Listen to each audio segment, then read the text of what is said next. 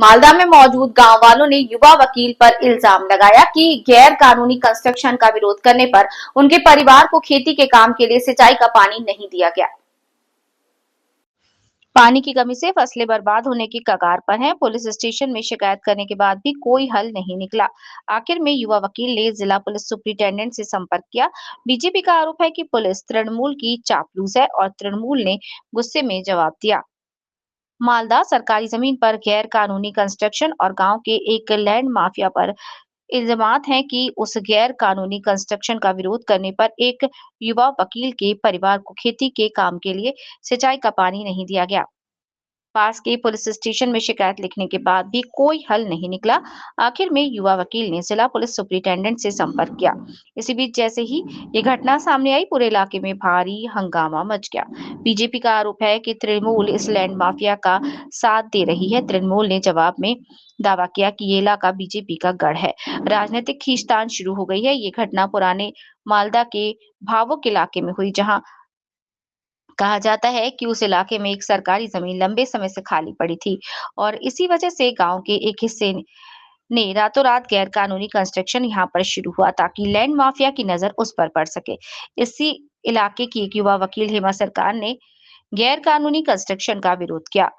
वो अभी मालदा कोर्ट में ट्रेनी वकील के तौर पर काम कर रही हैं। युवा वकील ने land reform and land revenue department में शिकायत दर्ज कराई।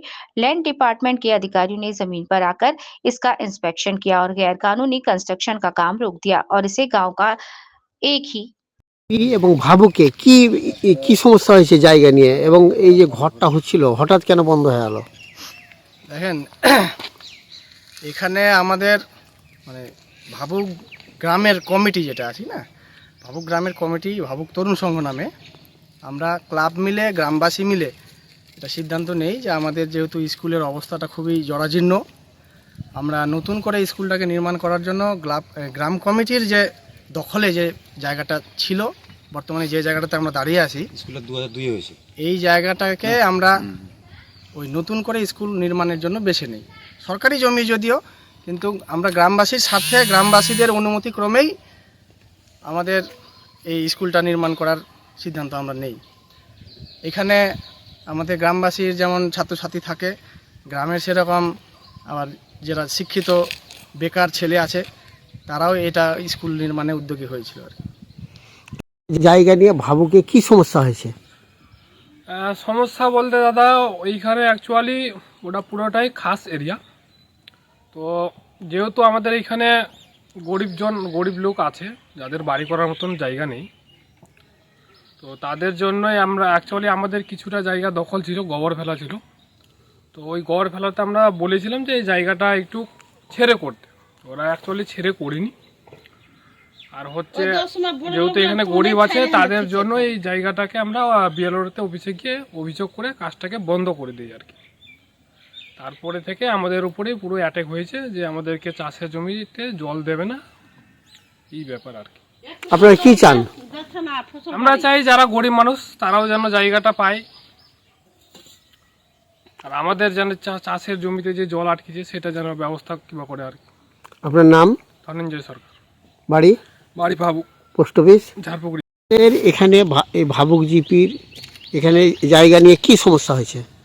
আমাদের এখানে ভাবুক জিপির এই যে ভাবুক গ্রামে আমাদের স্কুল, ওই ছোট্ট জায়গাতে একটা নার্সারি স্কুল আছে। তো ওই স্কুল পরিপ্রেক্ষিতে ওখান বদলে এখানে একটা স্কুল মানে তৈরি করব, যে এখানে জায়গাটা একটু ফাঁকা আছে, একটু বড় করে জায়গা না করলে ছাত্র সংখ্যা বেশি হয়ে গেছে, সেই জন্য এখানে আমরা এই স্কুলটা তৈরি করছি। তো আমরা তো জানি না যে কেউ ফের আবার বাধা দিবে। তো ওই আইনজীবী একটা আমাদের এখানে হয়েছে, তো ওই বলছে যে আমি আইনের রক্ষার জন্য আমি এই জায়গাটাকে কমপ্লেন করেছি, এইভাবে বলছে। তো যাই হোক, যা খবর হয়েছে, কিন্তু এখন বর্তমানে বলছে যে এখানে আমরা গ্রামবাসী মিলে, সবাই যতগুলো গ্রামবাসী আছে সবাই মিলে এটাকে এখান থেকে কিছু কামাই হলে পরে আমরা ওই মন্দিরে মানে অনুষ্ঠান করছি আর কি, প্রত্যেক বছরে উন্নয়নের স্বার্থে। তো এখন বর্তমানে এই যে স্কুলটা হচ্ছে, তো ওরা কেস করে দিয়েছে 13 জনের নামে। তো যাই হোক, এখানে হয়েছিল যে মানে 328 দাগ নাম্বার, যেটা হচ্ছে পুরোপুরি খাস জায়গা, মানে এটা সরকারের খাস জায়গা। তো এইখানে মানে মানে ইয়েভাবে অবৈধভাবে এখানে স্কুল নির্মাণে কার্যক্রম শুরু করে গ্রামবাসী অনেকে যারা আছে, যাদের নাম আমি দিয়ে রেখেছি। তো আমি একজন হচ্ছে আইনজীবী হেমা সরকার, যেখানে মালদাতে প্র্যাকটিস করি বর্তমানে। তো আমি এর ইয়েতে অভিযোগ করি, বিয়ালওতে করেছিলাম, এডিএমে করেছিলাম, এলআরওতে, তো মালদা পুলিশ স্টেশনও করেছিলাম, যার ফলে মানে ওদের মানে এই প্রাইভেট স্কুল নির্মাণের জন্য কাজ বন্ধ হয়ে যায়। তো এর পরিপ্রেক্ষিতে আর কি ওরা মানে আমাদের আর কি মানে ধমকি দিচ্ছে আর কি। কি ধমকি দিচ্ছে? ধমকি দিচ্ছে যে তোমাদেরকে জল দেব না, তারপর চ্যালেঞ্জ জানাচ্ছে, যেখানে আমার একজন সম্পর্কে মামা হবে, সিভিক ভলেন্টিয়ার, মানে পুতুল রাজবংশী, ও আমাকে মানে ফোন করে চ্যালেঞ্জ জানিয়েছে যে মানে তুই দেখবি, তুই চ্যালেঞ্জ করছিস। তো আমি মানে ভাবুক জিপির ভাবুকে গ্রামবাসী একটা ভেস্টল্যান্ডের জায়গা আছে, ওখানে একটা স্কুল হচ্ছে। বিরোধী পক্ষরা বলছে নাকি তৃণমূলের মাটি মাফিয়ারা জবরদখল করে স্কুল করছে। কি বলবেন আপনি? এটা সম্পূর্ণ ভিত্তিহীন। হ্যাঁ, ওখানে রাজনীতির কোনো ব্যাপার নেই। হ্যাঁ, আমি গ্রাউন্ড লেভেল থেকে টোটাল খবর নিয়েছি। আমাদের ওখানে যারা কর্মীরা আছে আমরা সব খবর নিয়েছি, খবর নিয়ে আমরা জেনেছি ওখানে গ্রামবাসী মিলে একটা 2002 সাল থেকে স্কুল চলছে। ওটাকে ওনারা একটু মানে মেরামত করে বড় কিছু করার চেষ্টা করছিল, স্কুলটাকে ডেভেলপ করার চেষ্টা করছিল।